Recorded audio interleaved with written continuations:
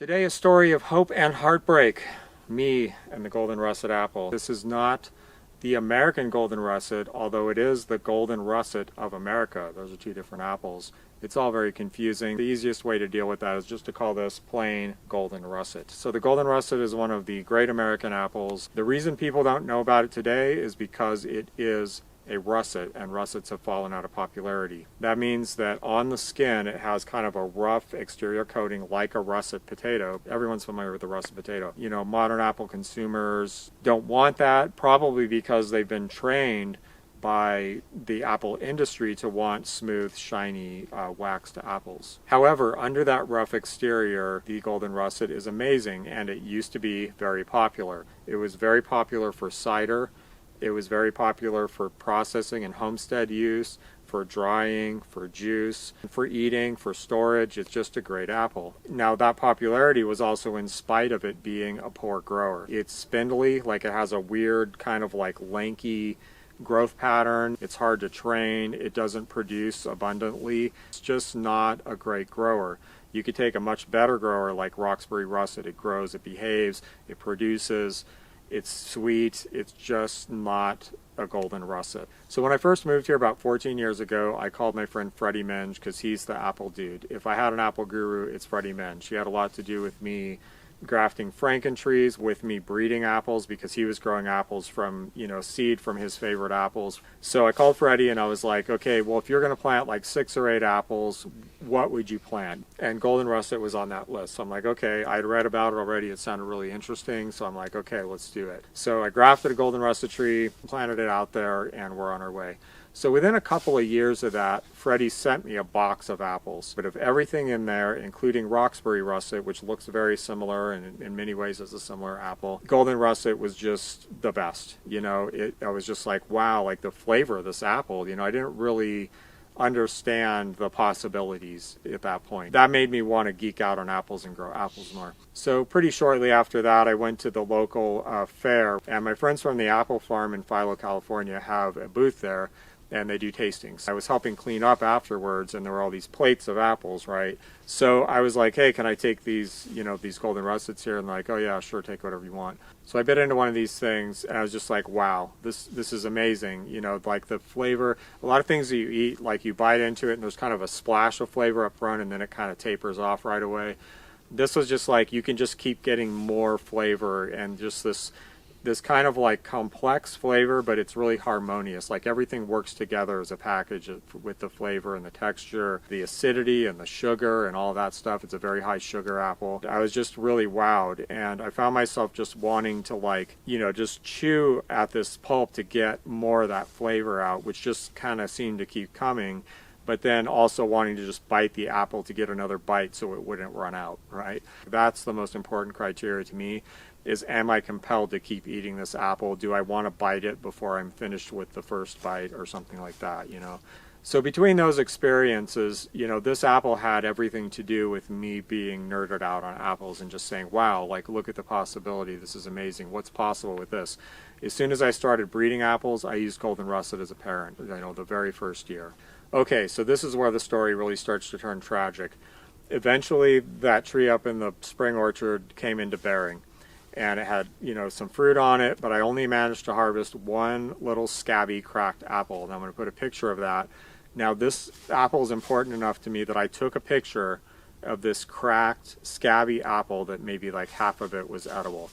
It was still really, really good. And I was like, wow, okay, I'm on the right track. Let's get some more Golden Russets. Okay, first year, trees bear the first year. They might just bear a couple of fruits. That's normal. So the next year, sets a bunch of fruit. I'm like, yes, okay, we're on our way to the Golden Russets. I go out one day, all the fruit's gone. Green fruit, gone. All the fruiting spurs, which is like the little pieces of wood on the tree that the fruit actually grows on. This is the fruiting wood. It's important, right? You want to grow fruiting wood and grow fruit on it year after year. Gone. Most of the twigs chewed off, gone. I'm like, oh man, it must be a pack rat. And sure enough, there's a big pack rat nest in this huge poison oak bush that's like right there, right next to the tree. And I'm talking about a big poison oak bush. Like, to deal with this pack rat nest, I'm talking like hazmat suit or something, and cover yourself in Vaseline and wash it off after, I don't know what. I don't even get poison oak that bad, but I don't like pushing my luck. I'm not gonna crawl into a poison oak bush to get this pack rat nest. So I killed the pack rat. Damn, okay, set us back. You gotta roll with the punches, right? We'll grow new fruiting wood. This could take a couple years, I knew that. It fruits again. Another pack rat, it turns out, had moved into the nest, stripped the tree again. I go out one day, everything's gone. You know, same thing, like most of the fruiting wood's gone, a lot of the twigs are gone. Like, okay, we'll just wait like another couple of years, like, to get some more fruit, right? In the meantime, at some point, I planted a second tree. So that tree eventually gets bigger, sets fruit. I'm like, yes, finally. Bear goes in there, breaks the tree off, eats all the fruit, like half, not even half ripe, just half sized, like completely green. I mean, that thing must have been crapping green apples all over the countryside, right? Ruined the tree, just snapped it off, left a couple of small branches. I regrafted it that year. But, you know, with that orchard, there's just nothing preventing the bears from getting in there. That happened twice on that tree. You know, eventually it came back into bearing again, got, you know, damaged again, maybe not completely destroyed, but very damaged, like broken off again. All the apples eaten before they're ripe, not even close to ripe. That tree ripened, you know, had fruit again last year. I put out a trap. The trap disappeared. Like, it just didn't work out. And eventually same thing happened. All the fruit's gone. Most of the fruiting wood's gone again. This year there's no fruit on it, but there's still a pack rat out there ravaging it. I'm just like, I don't even know, just whatever. Okay, that brings us to where we're at now. So 2 fails on that tree, 3 fails on this tree, and that tree this year in the lower orchard has some fruit on it. Actually has quite a bit. The blue jays have probably damaged quite a bit of it. I haven't looked close yet, but it's definitely some of it. And every day they damage more of it. My mission this year, right now, this evening, today, is to go protect that fruit and harvest some goddamn golden russet apples. So we're dealing with 3 problems here. Deer, which are easy, just make sure the fence is okay, they're not going to get in. Blue jays and bears. Blue jays are awful. They're right there. There's one right there, like 40 feet away, eating my grapes that are not, I mean, they're green, like little hard green balls. They ruin tons and tons of apples. Okay, so I'm going to bag for them because I don't like netting like the whole tree, you know, it's just like way more work. And I think bagging these apples will be good enough when there's other apples that they can attack that are much easier for them to get. Now for the bears, I have 2 options, lights and electric fence. So the electric fence is a big project. If I use the electric charger I have now, I have to run a line like way over, up high across this meadow, and it's just, it doesn't seem like a good idea, and they're pretty expensive, and it has to be like a standalone solar charger. Between that and other reasons, I just don't want to go there, so I'm going to use motion lights. So last year I had a really bad problem bear. I mean, this thing was just did not care. It wasn't afraid of much. I'd literally have to like chase it off, and then I would hear it like walk around the property, kind of make a loop, and just go to another orchard. The thing that seemed to work, surprisingly, was motion lights. LED lights with a little solar panel, and there's a battery in there. They charge during the day. If something trips the motion sensor, they come on for about 15 seconds. I'm a little skeptical that that's going to be enough, or that they might like get habituated to it and come in anyway, but that's what I'm going to try. So that's the mission tonight.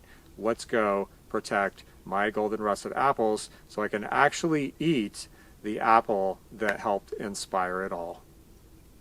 Dun, dun, dun, dun. It's the curse of the golden russet. You see that tree right there? I grew that from seed. Black locust. There's probably a bow stave in there. So this is that lower orchard. Almost everything in there has been pretty much destroyed by bears, anything with fruit on it. All my fences are flimsy, but the deer here they just don't really, I don't think they really understand that they could kind of just hop over or push the fences over. Bears, however, I'm just going to thin off a lot of this damaged fruit. All these are damaged. These I actually pollinated this year. Corpen du Plat, damaged, every one of them damaged. Also some just really scruffy looking fruit like that. Good. Okay, and a few fruits here. This is a partial tip bear. You can see this one's bearing on some like tippy structure here, sort of forming fruit spurs on a tip, which is just weird. It's a weird grower. But again, look how it grows out, and then it'll bear a bunch of fruit on the end of these long, weird shoots, and it'll do these long sections of bare stem like that. Some of that's preventable with training, and I was actually had this tree growing how I wanted it before the bear broke it the first time. Okay, we're still gonna have, you know, a decent crop if I don't knock them all off. These are just too thick. I can't let them grow like this. So we may taste the coveted, the incredible, the famous golden russet. That's just dead bark and bare wood. This tree's toast. Let's put up a light. I think I'm gonna put it on the fence. You know, I read the specs on this thing, like I think it was 120-degree angle out to 20-something feet. I'm very skeptical that that's true. If it walks out here across the fence trying to get in, because I don't know where else the bear might end up coming from, I just want this like close to the tree, pointed in the opposite direction. I'm gonna come out with some posts or something, 2 more lights, and I'm going to set this up to like try to keep the bear from coming into the orchard in the first place. That's the goal. But for right now, I just want the quickest expedient to keep the bear from eating the apples once it gets in here, if that's what's going to happen. Okay, let's bag some fruit. So I've had a bunch of fruit bags. I'm testing about 5 or 6 different things. This is one of my favorites. So this is like a little cookie bag, you know, like a bakery, they'd give you like a bagel or a cookie or something like that in. They are slow to put on, but they have the advantage of like the birds can't see the fruit in there. And that really helps a lot, I think. And they're not the slowest to put on. They also aren't too likely to break the fruit off when you're putting them on. So that's a big problem with some of them. So when you're trying to put them on, you just end up breaking the fruit off, and obviously that's counterproductive. So I do like these, and especially for the reason they can't see them. So I tend to use them a lot, even though they're a little bit slow to put on. So I'll tear them for about 2 inches, slip this over, kind of like do a little fold so that there's none of the apple showing, and then just sort of fold it over in a way that makes sense and staple it. And I think, definitely a miniature stapler is in order. Much, much easier. I'll show you in a minute some of the fruit bags I'm using and what I think you should definitely not get. But for these apples, again, I'm kind of like inclined to just use these bags because I really like the fact that they're completely opaque and the birds have to sort of figure out that they're in there and act intelligently rather than just seeing the fruit and going, hey, fruit, peck, they just start pecking.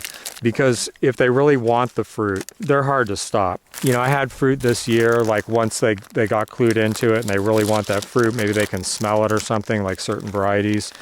They just tear it up. I mean, they'll peck through the bags. I'll cut in a picture here of like a totally mangled apple that was inside of a fruit bag. And one that's like semi-opaque, like you can see through it a little bit, but it's not, crystal clear. And they just knew they were in there and they just tore those things up. I don't think I harvested a single good fruit off that tree this year. That was a July red. It's an early apple, so it ripens early, and they're like, woohoo! That and Williams Pride, same thing. Bag some of the apples, peck the bags off, peck through them, peck the apples to death, like through the bags without even getting into them. Just terrible. So that's why I'm kind of going through this. This stapler sucks.